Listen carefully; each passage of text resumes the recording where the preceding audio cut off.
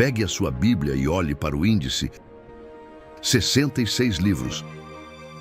Mas se você pegar a Bíblia de um vizinho católico, vai encontrar 73. E se conseguir uma Bíblia da Etiópia, vai contar mais de 80. O mesmo Deus, a mesma fé e 3 listas diferentes. Isso levanta a pergunta que muita gente tem medo de fazer em voz alta. Quem decidiu o que entrava na Bíblia? Quem escolheu esses livros? E, principalmente, quem deixou os outros de fora? Talvez você já tenha ouvido as respostas populares, que foi um imperador romano chamado Constantino, num concílio, votando quais evangelhos sobreviveriam, que a igreja escondeu livros perigosos que contavam outra história de Jesus, que homens poderosos montaram a Bíblia a portas fechadas, escolhendo o que convinha. Filmes foram feitos sobre isso, livros venderam milhões repetindo isso. E eu preciso te dizer com toda a calma, quase tudo isso é mito. A história real é muito mais surpreendente. Ela atravessa mais de 1500 anos, passa por escribas que guardavam rolos junto à Arca da Aliança, por um silêncio de 4 séculos, por um herege que, sem querer, acelerou tudo, por bispos perseguidos, por um tradutor teimoso numa caverna em Belém e por um monge alemão que abalou o mundo. E no centro dela está uma pergunta que define a sua fé. A igreja criou a Bíblia ou a Bíblia criou a igreja? Porque a resposta muda tudo.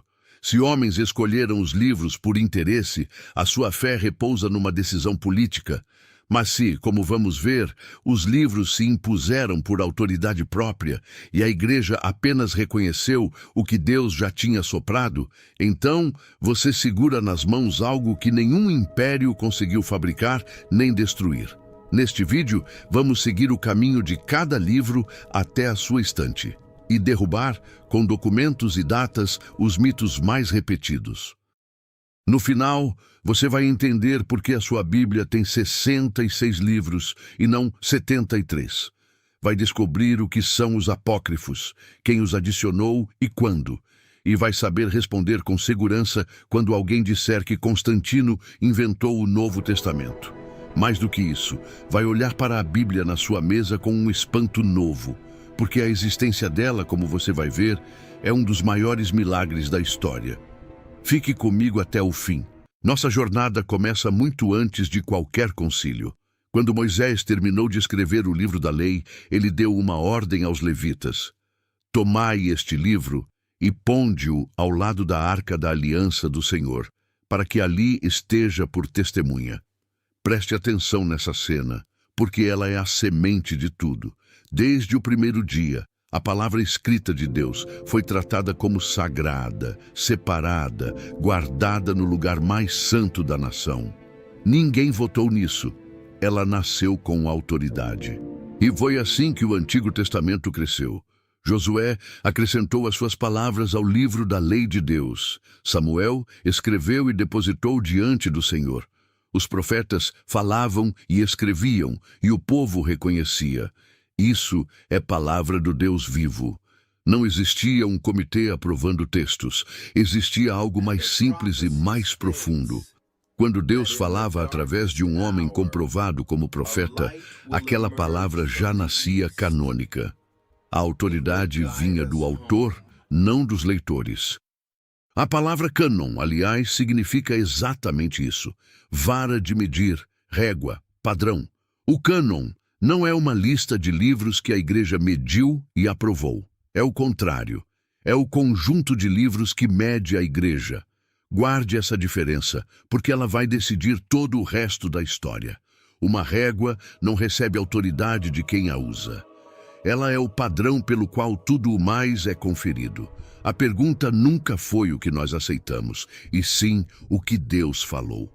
Depois do exílio na Babilônia, um escriba chamado Esdras reuniu o povo de volta em Jerusalém e leu o livro da lei diante de todos, desde a alva até o meio-dia, e os ouvidos de todo o povo estavam atentos. Ali, a nação se reorganizou ao redor do livro. Os judeus se tornaram conhecidos no mundo antigo por um título que diz tudo: o povo do livro. Eles contavam as letras dos rolos para garantir que nenhuma fosse perdida. Nenhum povo jamais guardou algo assim. E aqui chegamos a um ponto que resolve metade do debate, e quase ninguém percebe. Quando Jesus caminhou nesta terra, o Antigo Testamento já estava fechado, e nós sabemos quais livros Jesus reconhecia. Ele disse: ressuscitado, era necessário que se cumprisse tudo o que de mim estava escrito na lei de Moisés, nos profetas e nos salmos. Lei, profetas e escritos. As três divisões exatas da Bíblia hebraica. Jesus assinou embaixo do cânon que os judeus guardavam. E tem um detalhe ainda mais impressionante. Jesus falou do sangue dos mártires, do sangue do justo Abel, até o sangue de Zacarias, que foi morto entre o santuário e o altar. Abel está em Gênesis, o primeiro livro hebraico. Zacarias, o apedrejado no pátio do templo, está em Crônicas, que era o último livro na ordem hebraica. Jesus estava dizendo de Gênesis a Crônicas, como nós dizemos de Gênesis a Malaquias. Ele conhecia a estante inteira e validou cada prateleira. Repare no que isso significa. O cânon do Antigo Testamento não foi decidido por concílio católico nenhum. Ele foi confirmado pelo próprio Filho de Deus. Jesus citou a Escritura como palavra final em cada debate. Está escrito, está escrito, está escrito. No deserto contra o diabo, 3 vezes, diante dos fariseus. Na cruz, com salmos nos lábios. Para Jesus, a Escritura não podia falhar. Se o Senhor confiou naquele livro, o servo pode confiar também. Mas o mais curioso é o que Jesus nunca citou. Em todo o Novo Testamento, com centenas de citações do Antigo, não existe uma única citação dos livros que hoje chamamos de apócrifos, como Escritura, nem por Jesus, nem por Pedro, nem por Paulo. Eles conheciam esses livros que já circulavam havia mais de um século e nunca os trataram como palavra de Deus. Esse silêncio é ensurdecedor. E nos leva à pergunta seguinte: que livros são esses, afinal? Porque entre Malaquias e Mateus existe um vão de 400 anos. 4 séculos em que Deus não levantou profeta em Israel e o próprio povo judeu sabia disso e registrou isso. Foi exatamente nesse intervalo, nesse silêncio, que nasceram os livros da discórdia. Tobias, Judite, Macabeus, Sabedoria, Eclesiástico, Baruque. E a história de como eles entraram em algumas Bíblias, e não em outras, é um dos capítulos mais mal contados de toda a cristandade. Para entender, precisamos falar de uma tradução. 200 e poucos anos antes de Cristo, os judeus de Alexandria, no Egito, já não falavam hebraico no dia a dia, e as escrituras foram traduzidas para o grego. Essa tradução ficou conhecida como Septuaginta. Com o tempo, as cópias da Septuaginta passaram a circular, acompanhadas de outros escritos judaicos em grego, aqueles livros do período do silêncio, úteis, históricos, devocionais, anexados, mas não iguais. Era como uma estante de biblioteca, os rolos sagrados, e ao lado deles, boas leituras complementares. O problema é que, séculos depois, quem herdasse a estante inteira poderia confundir as prateleiras. Os judeus nunca confundiram. O cânon hebraico manteve seus 24 rolos, que são exatamente os nossos 39 livros contados de outra forma. Nenhum livro apócrifo jamais entrou no cânon judaico. O povo que os escreveu nunca os considerou escritura.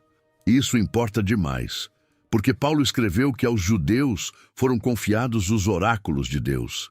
Deus entregou a guarda do Antigo Testamento a Israel.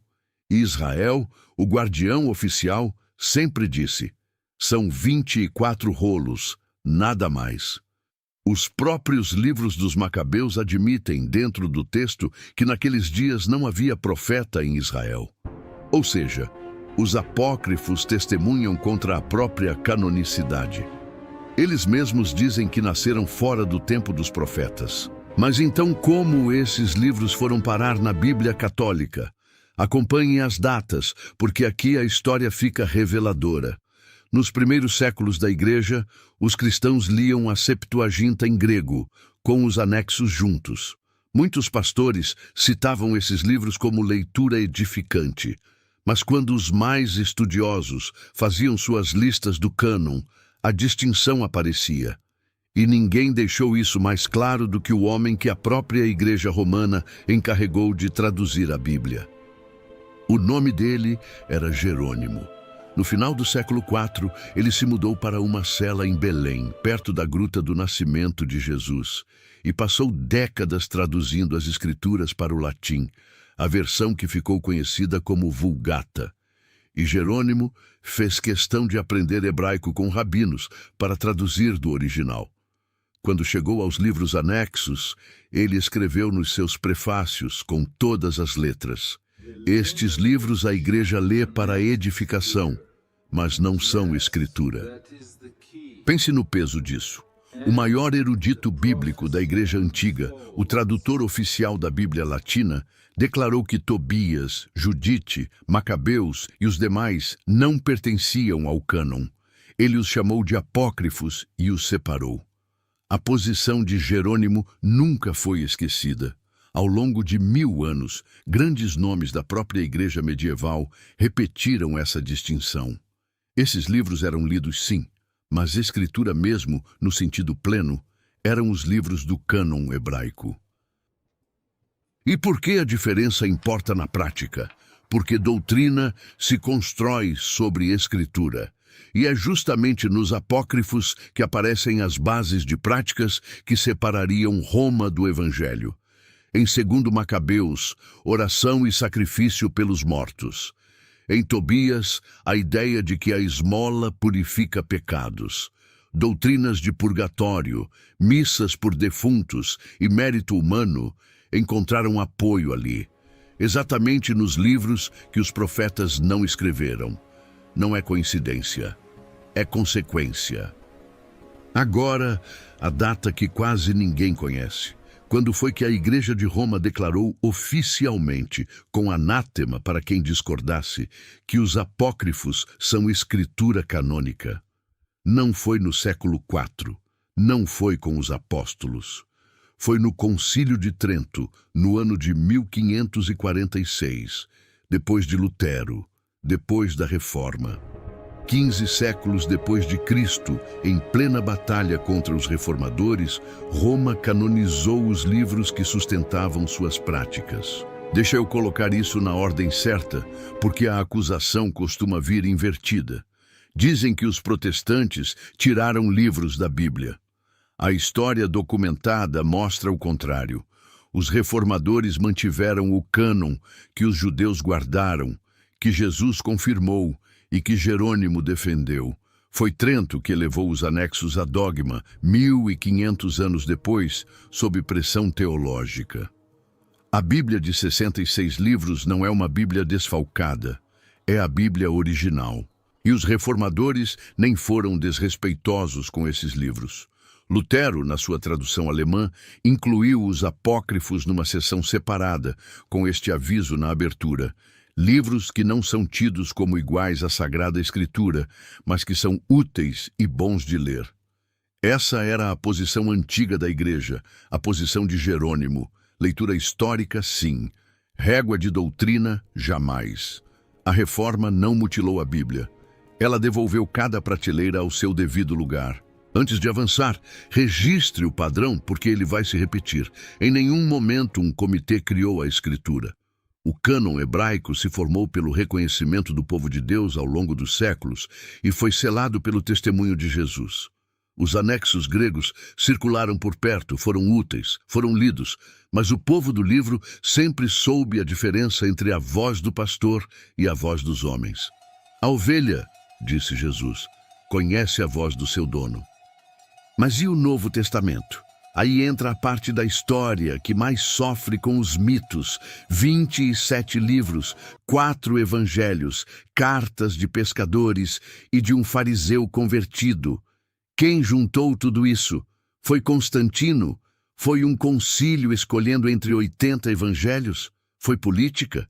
Prepare-se, porque os documentos contam uma história muito diferente da que Hollywood te vendeu. E ela começa com as próprias páginas do Novo Testamento, ainda quentes. Primeiro fato que derruba metade dos mitos.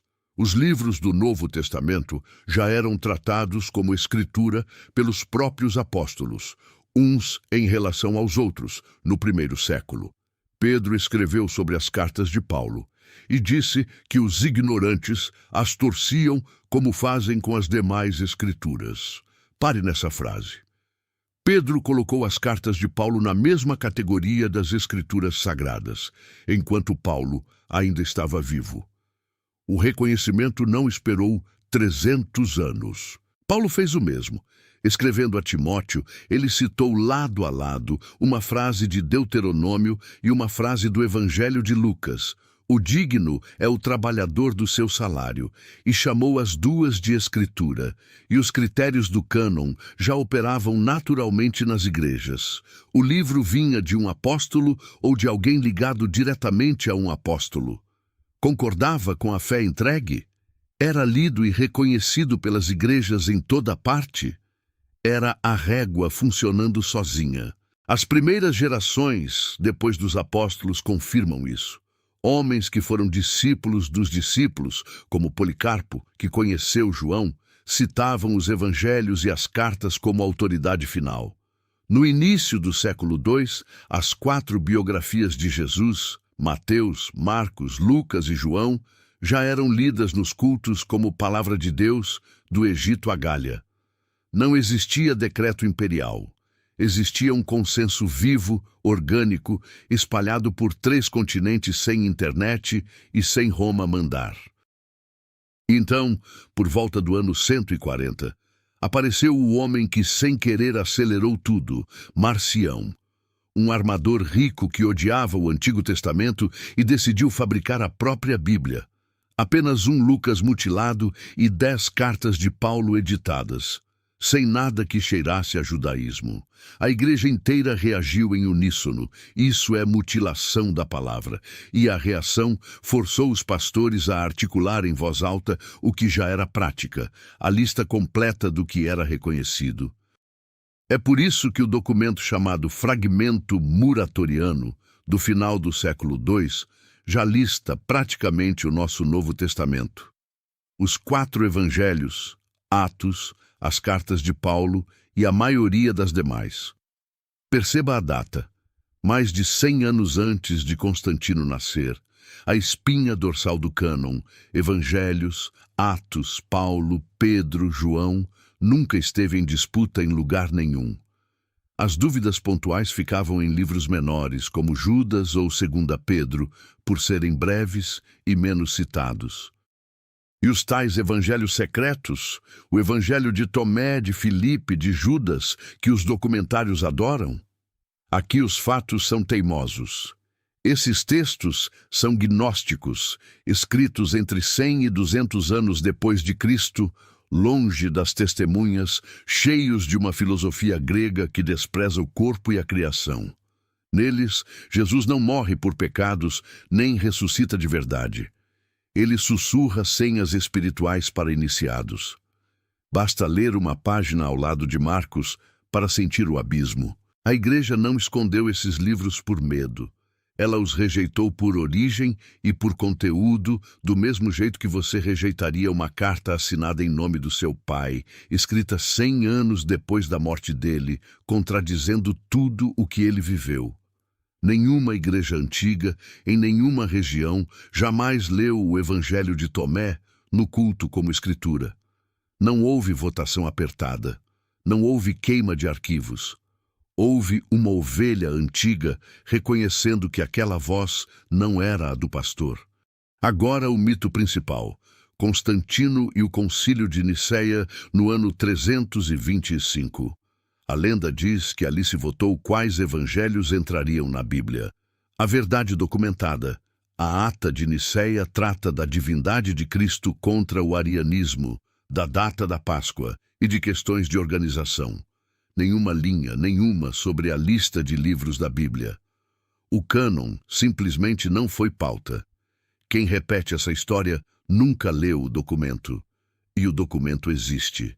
O que Constantino fez foi encomendar 50 cópias das Escrituras para as igrejas da nova capital, o que só prova que o conteúdo já era conhecido e estabelecido. Ninguém encomenda 50 cópias de um livro indefinido.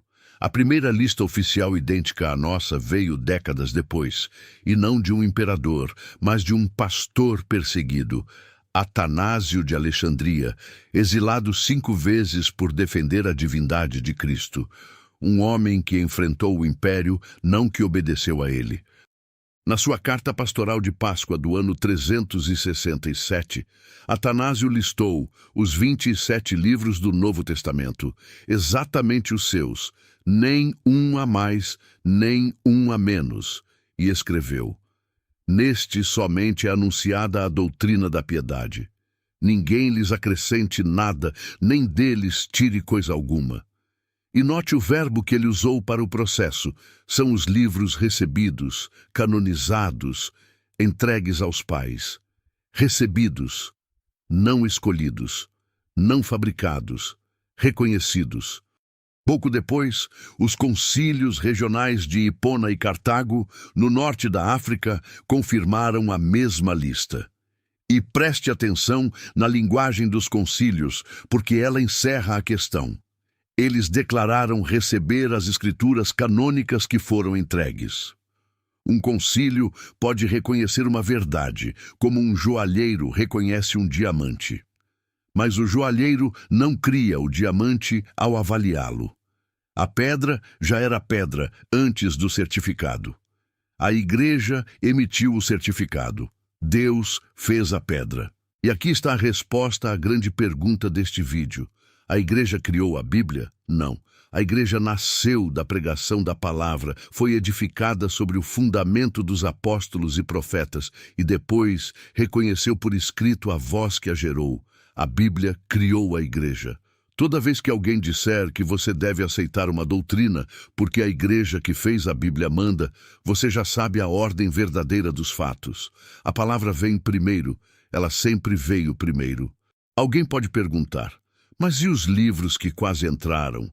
O Pastor de Hermas, a Carta de Barnabé, apreciados por alguns no início? Eles eram leituras devocionais respeitadas como um bom livro cristão de hoje. Mas quando as igrejas aplicaram a régua, veio de apóstolo, concorda com a fé, foi recebido por todos, eles ficaram fora, com serenidade e sem drama. O processo foi lento justamente porque foi honesto. Pressa é coisa de quem fabrica, quem reconhece, confere. No fim do século IV, portanto, o quadro estava completo. 39 livros herdados de Israel e selados por Jesus. 27 livros nascidos do círculo apostólico e reconhecidos pelas igrejas do mundo inteiro. 66. Sem Constantino votando, sem evangelhos queimados às escondidas, sem comitê secreto. Mas a história do cânon não termina com a lista pronta. Porque ter a lista é uma coisa, manter o livro vivo através dos séculos é outra. Porque enquanto as igrejas reconheciam o cânon, o império tentava exterminá-lo. No ano 303, o imperador Diocleciano lançou o decreto mais direto da história contra a Bíblia. Todas as escrituras deviam ser entregues e queimadas nas praças. Igrejas foram demolidas, rolos ardiam em fogueiras públicas e cristãos que escondiam manuscritos pagavam com a vida. O império mais poderoso do mundo declarou guerra oficial a um livro e perdeu. Aquele período deixou uma cicatriz dolorosa dentro da própria igreja, os chamados traditores, os que entregaram. Pastores que, sob ameaça, entregaram os rolos sagrados aos soldados. A palavra traidor que usamos até hoje carrega essa memória.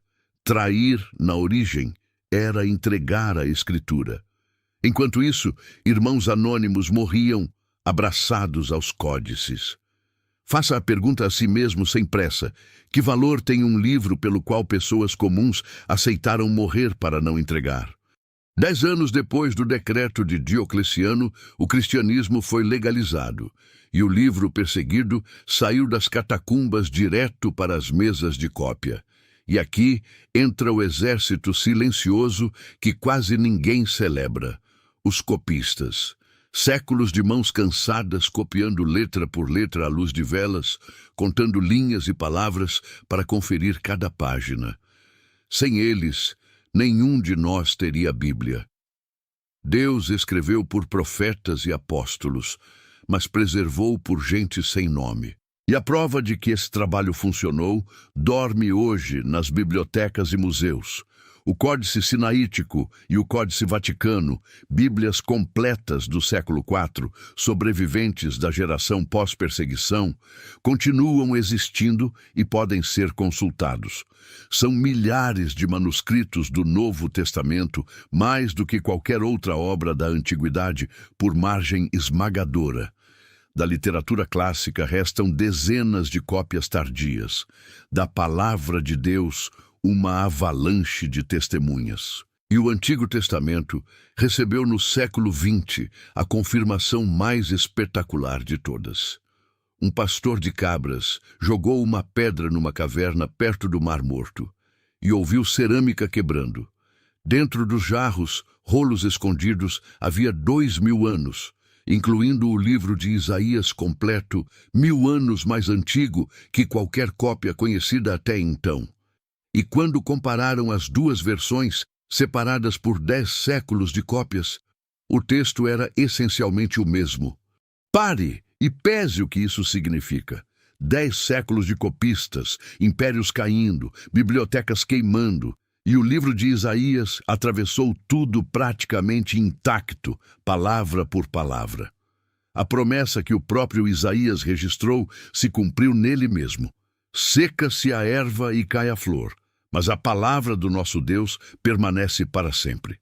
O Deus que soprou a palavra é o mesmo que a carregou pela história.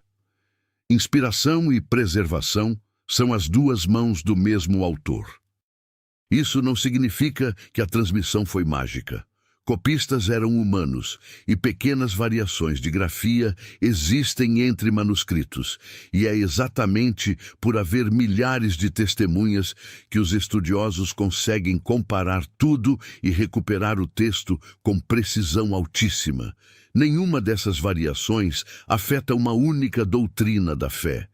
Quem te disser que a Bíblia foi mudada ao longo dos séculos precisa explicar como milhares de manuscritos espalhados por 3 continentes combinam entre si.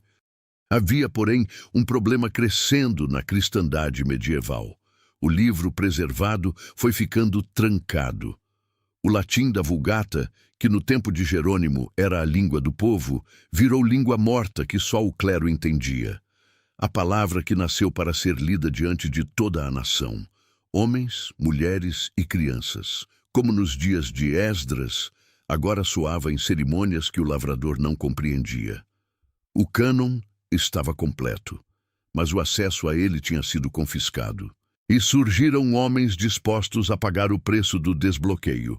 João Wycliffe, na Inglaterra, traduziu a Bíblia para o inglês do povo no século XIV, e foi tão odiado por isso que, décadas após a sua morte, desenterraram os seus ossos, queimaram e jogaram as cinzas no rio. Jan Hus, na Boêmia, pregou a autoridade suprema da Escritura e morreu na fogueira. A fagulha, dizem, saltou das cinzas de um para acender o outro, e o incêndio santo estava só começando. William Tyndale traduziu o Novo Testamento para o inglês direto do grego e o contrabandeou em barris para a sua terra. Caçado pela Europa, traído por um falso amigo, foi estrangulado e queimado no ano de 1536. Suas últimas palavras foram uma oração: Senhor, abre os olhos do rei da Inglaterra. Deus atendeu em poucos anos, quando a Bíblia em inglês foi autorizada oficialmente. O tradutor morreu. A tradução venceu, como sempre. Perceba o padrão de novo agora do outro lado. Nos primeiros séculos, o Império Pagão queimava a Bíblia. Nos últimos séculos medievais, homens de batina queimavam tradutores da Bíblia. Os algozes mudaram de uniforme, mas o alvo continuou o mesmo: impedir que a palavra chegasse pura ao povo. E o resultado continuou o mesmo também. Cada fogueira acesa contra o livro serviu de luz para mais gente lê-lo. Ninguém apaga fogo soprando brasa. E foi nesse mundo, com o cânon completo mas acorrentado, com apócrifos disputando espaço e com a tradição humana falando mais alto que o texto, que Deus levantou um monge alemão com uma pergunta atormentando a alma: como pode um pecador ser justo diante de Deus? A resposta que ele encontrou não estava nos rituais, nem nas indulgências, nem nos anexos gregos. Estava num livro do cânon, na carta de Paulo aos Romanos. E ela virou o mundo de cabeça para baixo. Martinho Lutero era professor de Bíblia e foi estudando o texto, o cânon puro, que ele reencontrou o Evangelho. O justo viverá pela fé. Quando as 95 teses explodiram pela Europa, a pergunta de fundo era uma só: qual é a autoridade final, a Escritura ou a instituição? Em 1521, na Dieta de Worms, diante do imperador e dos príncipes, exigiram que ele se retratasse de tudo. E a resposta dele definiu uma era. A menos que eu seja convencido pela Escritura e pela razão evidente, disse Lutero, não posso e não vou me retratar, pois a minha consciência está cativa da palavra de Deus. Agir contra a consciência não é seguro nem certo. Que Deus me ajude. Ali nasceu o grito que resume tudo o que vimos neste vídeo: sola Escritura, somente a Escritura como autoridade final. Não a Escritura sozinha no mundo, mas a Escritura acima de todo concílio, papa, tradição e opinião. E veja como tudo se conecta. Sola Escritura só faz sentido por causa da história do cânon. Se a igreja tivesse criado a Bíblia, a igreja estaria acima dela e poderia reescrevê-la.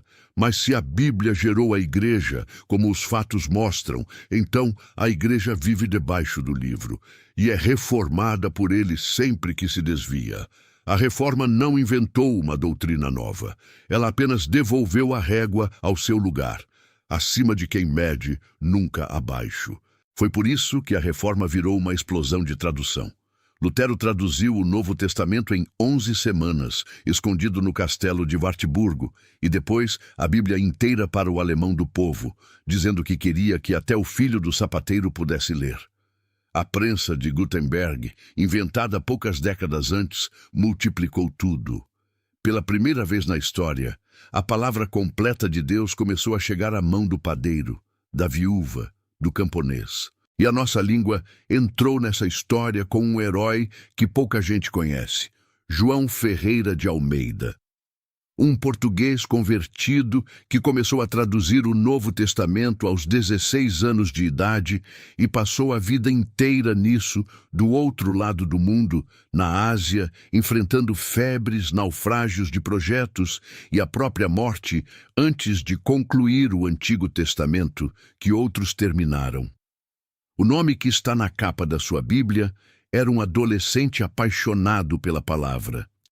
Quando você abre uma Almeida, você está segurando o fim de uma corrente de mãos. Moisés junto à arca, Esdras na praça, os copistas anônimos, Jerônimo na cela, Atanásio no exílio, Wycliffe, Hus, Tyndale na fogueira, Lutero em Worms, Almeida na Ásia. Nenhum deles se conheceu. Todos serviram ao mesmo livro. Se isso não te espanta, leia de novo. Não existe nada parecido na história de nenhum outro texto em nenhuma civilização humana. Nada sequer perto. Agora podemos responder com calma a pergunta do título. Quem decidiu o que entrava na Bíblia? No sentido último, Deus, que soprou cada livro e o fez nascer com autoridade. No sentido histórico, o povo de Deus, ao longo de séculos, reconhecendo a voz do pastor, como ovelhas reconhecem, sem precisar de decreto. E quem tentou decidir por conta própria, Marcião cortando, os gnósticos acrescentando, Trento anexando, apenas confirmou a régua ao ser medido por ela. E os 66 livros formam um milagre que nenhum comitê fabricaria. Escritos ao longo de 1500 anos, por uns 40 autores, reis e pescadores, médicos e pastores, em 3 línguas e 3 continentes, contando uma única história coerente: criação, queda, redenção, restauração. Do jardim perdido de Gênesis ao jardim restaurado de Apocalipse. Tente juntar 40 autores de épocas diferentes e conseguir isso. Impossível sem um autor por trás dos autores. E o centro dessa história única tem nome. Jesus disse aos religiosos: examinais as Escrituras, porque julgais ter nelas a vida eterna, e são elas que testificam de mim. No caminho de Emaús, começando por Moisés e por todos os profetas, ele explicou o que dele constava em todas as Escrituras. O cânon não é uma antologia de textos religiosos, é um único livro sobre uma única pessoa. Tire Cristo do centro e a Bíblia vira biblioteca. Com Cristo, ela vira carta. Por isso, o teste final de qualquer livro, antigo ou moderno, continua sendo cristológico. Os apócrifos falham não só por data e autoria, mas porque nada acrescentam a Cristo. Os evangelhos gnósticos falham porque pregam outro Cristo, sem cruz e sem ressurreição. E qualquer revelação nova de hoje, qualquer profeta que se diga portador de outro evangelho, falha pelo mesmo critério de sempre. Paulo escreveu: ainda que um anjo do céu vos anuncie outro evangelho, seja anátema. O cânon está fechado, e o próprio livro encerra com um selo. Eu testifico a todo aquele que ouvir as palavras da profecia deste livro. Se alguém lhes acrescentar alguma coisa, Deus fará vir sobre ele as pragas escritas neste livro. E se alguém tirar, Deus tirará a sua parte da árvore da vida. A revelação está completa porque a obra está completa. Depois que o Filho falou, diz Hebreus, não há capítulo faltando. O que falta não é revelação nova, é obediência à antiga. Olhe agora o caminho inteiro que percorremos. Os rolos junto à arca, o silêncio de 400 anos, Jesus validando a estante hebraica, os apóstolos escrevendo com autoridade, Marcião forçando a clareza, Atanásio listando os 27, as fogueiras de Diocleciano, as cavernas do Mar Morto, Jerônimo separando os anexos, Trento anexando-os de volta e a Reforma devolvendo a régua ao lugar.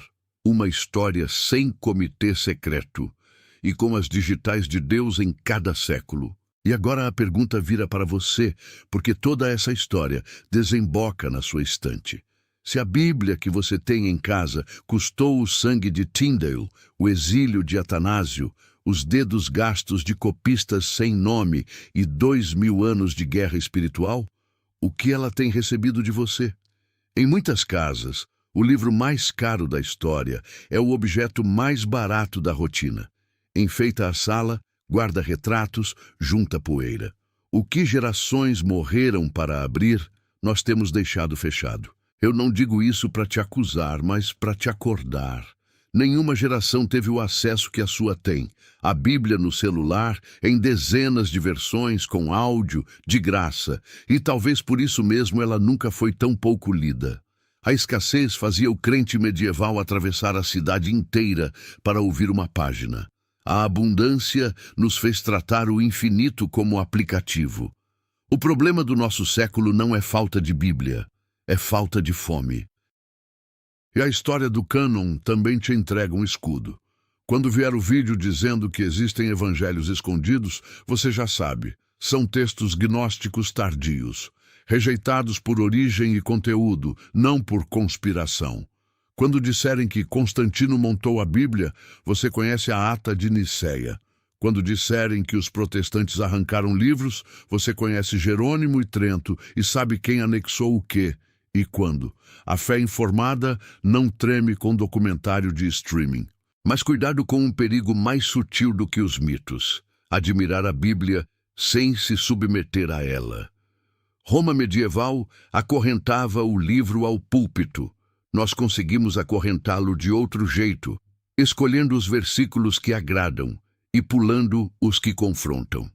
Sola Escritura não é um slogan contra os outros, é um bisturi contra nós mesmos. Significa deixar a régua medir a minha vida, o meu dinheiro, os meus relacionamentos, a minha língua. Régua que não mede você é enfeite. Aprenda também com o critério das ovelhas. Jesus não disse que as ovelhas fariam doutorado em manuscritos. Disse que conheceriam a sua voz. Como se conhece uma voz? Convivendo. Quem lê a palavra todo dia desenvolve um ouvido que falsificação nenhuma engana. É assim que se testa qualquer pregação ou revelação moderna. Soa como o pastor? Aponta para a cruz? Concorda com o livro? A melhor defesa contra a mentira nunca foi estudar mentiras. É intimidade com a verdade. E lembre do detalhe mais bonito da história do cânon. Deus sempre usou gente pequena. O cabreiro que achou os rolos do Mar Morto, os copistas anônimos, o adolescente Almeida, os crentes que esconderam códices durante Diocleciano. A preservação da palavra não dependeu de imperadores, dependeu de fiéis comuns que amaram o livro mais que a própria segurança. Talvez o seu papel na corrente seja esse: ler para os seus filhos, dar uma Bíblia, defender a verdade no seu círculo. Porque a corrente não acabou. Ainda hoje existem países onde possuir uma Bíblia custa a liberdade e irmãos copiam versículos à mão, como no século III. Enquanto isso, a sua está a um toque de distância. Faça o teste esta semana. Leia o Evangelho de João inteiro, um capítulo por dia, 21 dias, sem pular. E observe o que acontece com a sua alma quando a régua de Deus passa a medir os seus dias de novo. A palavra não voltará vazia, ela nunca volta. E não esqueça o centro. A Bíblia não é o destino final da sua fé. Ela é o caminho que te leva a uma pessoa. Examinais as Escrituras e são elas que testificam de mim. Dá para conhecer o livro e perder o autor. Os fariseus provaram isso. O objetivo de 66 livros, 40 autores e 2000 anos de preservação é um só: que você conheça Jesus Cristo e, conhecendo-o, tenha vida. Toda página, lida do jeito certo, termina no mesmo rosto. Se você nunca se rendeu a esse Cristo, entenda o que a história do cânon significa. Deus atravessou impérios, fogueiras e séculos para colocar uma carta na sua mão. Ninguém protege assim um recado sem importância.